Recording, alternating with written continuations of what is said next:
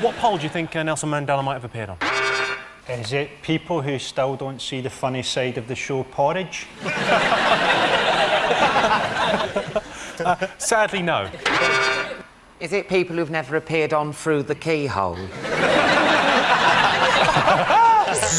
So, is it people who've inspired classic wrestling moves?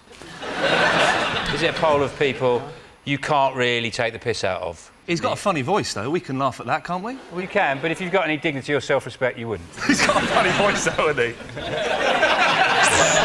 he? Is it people who used to have the first name free? Is it people whose names are rhyming slang for drinks? Nelson Mandela, Pint of Stella. Isn't it quicker to just say Pint of Stella? By the time it said Nelson Mandela, the bloke served someone else, isn't he? Is it people, if they had extensions, they'd look like a really old Beyonce? Yeah, it is, yeah. One point.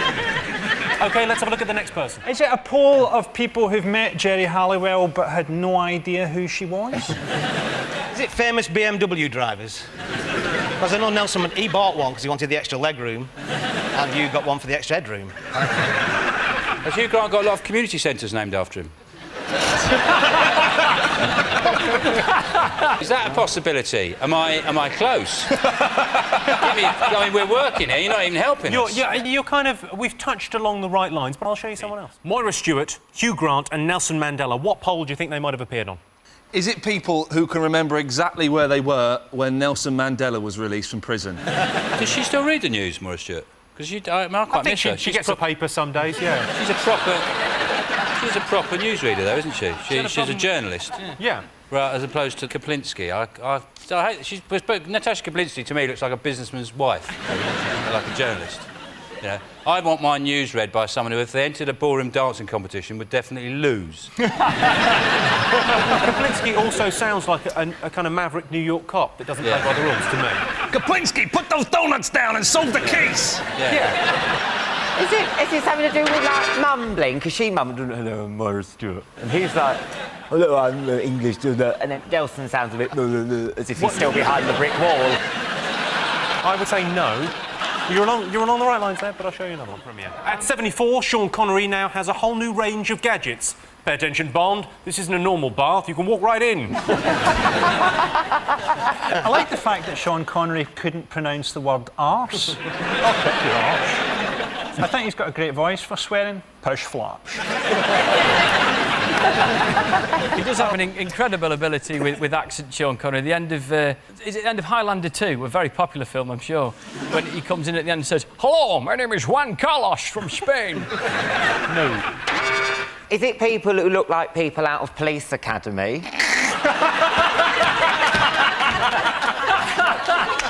Nelson Mandela looks like Hightower.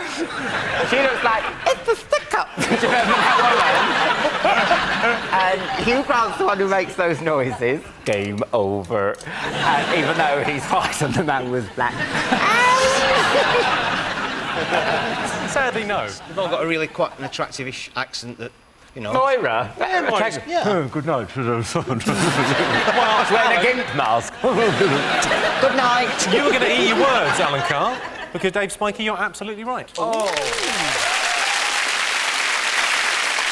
They've all appeared on a survey of people with the most pleasant voices. It's surprising how many people in the top 10 had regional accents. Of course, I don't have an accent. This is just how things sound when they're pronounced properly. 50% of the over 65s don't have a what? Is it that 50% of over 65s don't have a real hip? Is it 50% of over 65s don't have a clue why they went to the cupboard in the first place? Is it 50% of over 65s don't have a chance against a panther? Is it 50% of over 65s don't have a waist? As they get older, all men especially, the waist just get higher and higher, and the belt gets, the pants just get higher. 103, belt there, zip there. Hello, I'm 103. And the only people I know, old people, they have trays over the bath. So they can organise the loofah and the soap, and it's all there. And then they need an emergency. There it is. The People still use loofahs. That's great, isn't it? That's an over 65 thing, a loofah, isn't it? Well, no, it's not. It cleans your back. I know, they're great. It's a young man's thing, I would have thought, the loofah, all right. surely, isn't it? Oh, yeah, it's a young man's thing. Yeah. A lot of the kids watching will be thinking, yeah, loofahs, yeah. What is a loofah? What's a loofah? Do you want to know? That's a bloody 'Cause funny I name. know, because the worst Christmas present I ever got loofah? was a grow-your-own loofah kit. That is quite bad as a gift. Whereabouts do loofahs live in the wild, then? Underwater. No, they don't. They grow on trees. Is it like a sea cucumber when it's alive? No, But it's it alive. grows on land. It grows on land. It's a vegetable. And surely it's like a sponge and grows underwater, isn't it? No, that's what I thought. I disagree it was. with you. Yeah, but you don't know everything, do you? I think there should be a gardener special on loofahs then, if that's the case. I mean, That's loofahs grow on trees. They're like a gourd. They're like a gourd. a good. What's a gourd? I can't believe I'm working with these botanical ignoramuses.